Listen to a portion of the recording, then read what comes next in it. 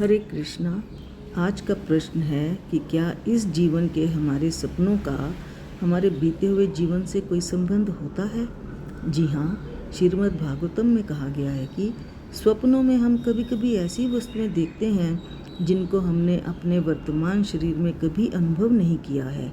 कभी कभी हम स्वप्न में सोचते हैं कि हम आकाश में उड़ रहे हैं, यद्यपि हमें उड़ने का कोई अनुभव नहीं होता है।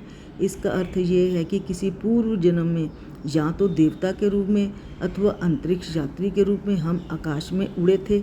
यह संस्कार मन के संग्रहालय में है और अकस्मात प्रकट हो जाता है। यह पानी की गहराई में हो रहे उफान के समान है, जो कभी कभी पानी की सतह पर बुलबुले के रूप में प्रकट हो जाता है।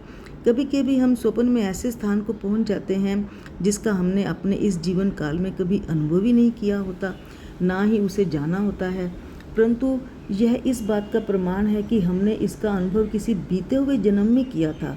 यह संस्कार मन में संचित रहता है और कभी विचार के रूप में अथवा किसी स्वप्न में प्रकट हो जाता है। निष्कर्ष यह है कि मन एक भंडार गृह है जिसमें हमारे अतीत जीवनों के विभिन्न विचार और अनुभव संचित रहते हैं। इस प्रकार एक जीवन से दूसरे जीवन तक, पूर्व जीवनों के इस जीवन तक और इस जीवन से भावी जीवनों तक निरंतरता की एक श्रृंखला बनी रहती है। बोलो श्री कृष्ण भगवान की जय।